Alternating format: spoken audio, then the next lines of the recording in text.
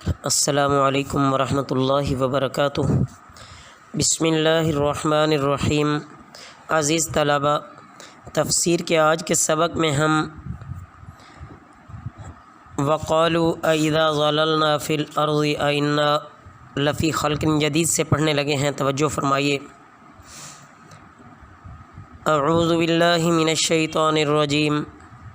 بسم اللہ الرحمن الرحیم۔ وقالوا اذا ضللنا، اور انہوں نے کہا کہ جب ہم گم ہو جائیں گے، فی الارض زمین میں،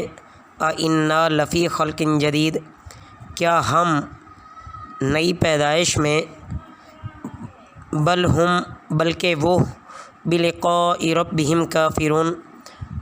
ملاقات سے اپنا رب منکر ہیں۔ قل، آپ فرما دیں، یتوفاکم، تمہاری روح قبض کرتا ہے، ملک الموت الذی، موت کا فرشتہ وہ جو کہ وکیل بکم، مقرر کیا گیا ہے تم پر، ثم الی ربکم ترجعون،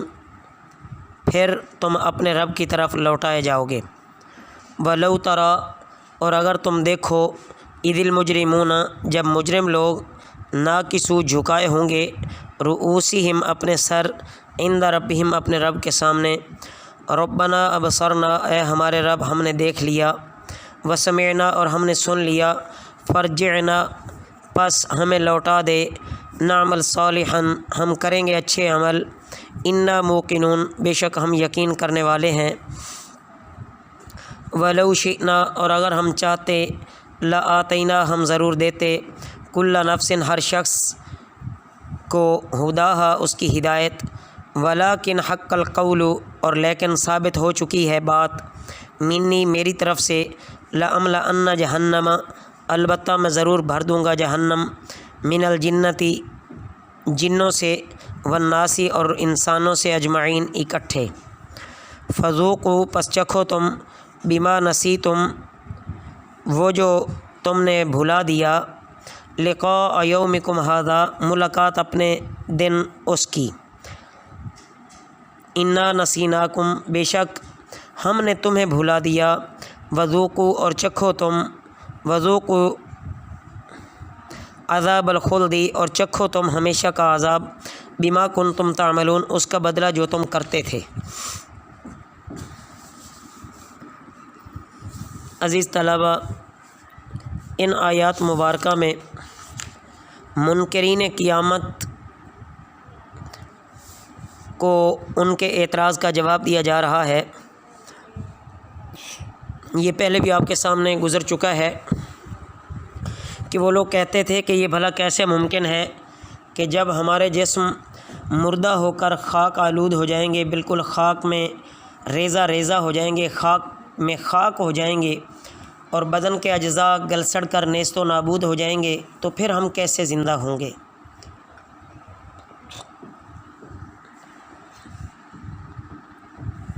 در حقیقت وہ اپنے رب کے پاس لوٹ کر جانے ہی کے منکر ہیں، گویا کہ وہ سرے سے عقیدہ حشر ہی سے ہی انکار کرتے ہیں۔ تو آپ صلی اللہ علیہ وسلم کو یہاں تلقین فرمائی جا رہی ہے کہ آپ ان کے جواب میں کہہ دیں کہ اول تو تمہیں وہ فرشتہ موت اپنے قبضے میں لے لے گا جو اس کام کے لیے تم پر مقرر کیا گیا ہے، اس کے بعد تم اپنے پروردگار کی طرف لوٹا کر لائے جاؤ گے، مرنے پر تو تمہارا بھی یقین ہے نا۔ اب رہا دوسری بات، زندہ ہونا، جس نے اول بار، پہلی دفعہ تم کچھ نہیں تھے، تم کو موجود کر دکھایا، وہ دوسری بار زندہ کیا نہیں کر سکتا؟ ضرور کر سکتا ہے اور کرے گا۔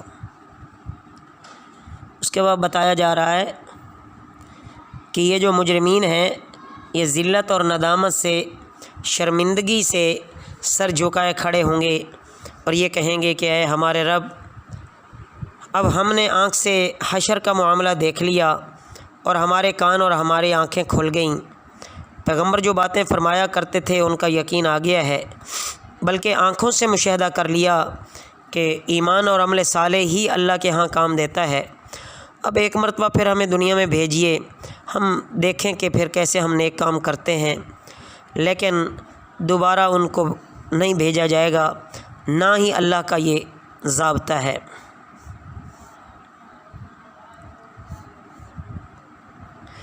پھر فرمایا جائے گا کہ آج کے دن تم نے آج کے دن کو فراموش کیا تھا تو اب اس کا مزہ چکھو، ہم نے تم کو اب بھلا دیا، یعنی کبھی رحمت سے یاد نہیں کیے جاؤ گے، اب ہمیشہ ہمیشہ کے عذاب کا مزہ چکھو۔ انما یؤمن بآیاتنا الذین، سوائے اس کے نہیں کہ ایمان لاتے ہیں ہماری آیتوں پر وہ لوگ جو اذا ذکروا، جب یاد دلائی جاتی ہیں، بیہا وہ، خروا سجدا، گر پڑتے ہیں سجدے میں، وسبحوا، اور پاکیزگی بیان کرتے ہیں، بحمد ربہم، اپنے رب کی تعریف کے ساتھ، وہم یستکبرون، اور وہ تکبر نہیں کرتے، تتجافا جنوبہم، الگ رہتے ہیں ان کے پہلو، عن المضاجع، خوابگاہوں سے یعنی بستروں سے، یدعون، وہ پکارتے ہیں، ربہم، اپنے رب کو، خوفا و طمعا، ڈر اور امید سے، ومما رزقناہم، اور اس سے ہم نے جو انہیں رزق دیا، ینفقون، وہ خرچ کرتے ہیں، فلا تعلم، سو نہیں جانتا، نفس، کوئی شخص، ما اخفی لہم، جو چھپا رکھا گیا ان کے لیے، من قرۃ اعین، آنکھوں کی ٹھنڈک سے، جزاء بما کانوا یعملون، جزا اس کی جو وہ کرتے تھے۔ عزیز طلباء، ان آیات میں بتایا جا رہا ہے کہ جو بد نصیب منکرین ہیں وہ کیا ایمان لائیں گے اور کیا ہماری آیتوں کو مانیں گے۔ ہماری آیتوں کو تو وہی لوگ مانتے ہیں جو نیک بخت ہوں اور اللہ تعالیٰ نے ان کو اچھی صفات سے نوازا ہو۔ دیکھیں یہاں مختلف صفات بیان کی گئی ہیں کہ پہلی صفت کہ جب ان کو آیات الہی سنا کر سمجھایا جاتا ہے تو خوف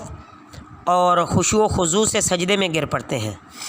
دوسری صفت یہ کہ زبان سے اللہ کی حمد اور تسبیح کرتے ہیں۔ تیسری صفت ان صاحب ایمان بندوں کی یہ فرمائی گئی ہے کہ ان کے دل میں کبر اور غرور اور بڑائی کی بات نہیں ہوتی۔ چوتھی صفت یہ ہے کہ وہ راتوں کو اپنے بستروں اور خوابگاہوں سے اٹھ کر تہجد کی نماز پڑھتے ہیں، اس میں خوف اور امید کے ساتھ اللہ کو پکارتے ہیں۔ تو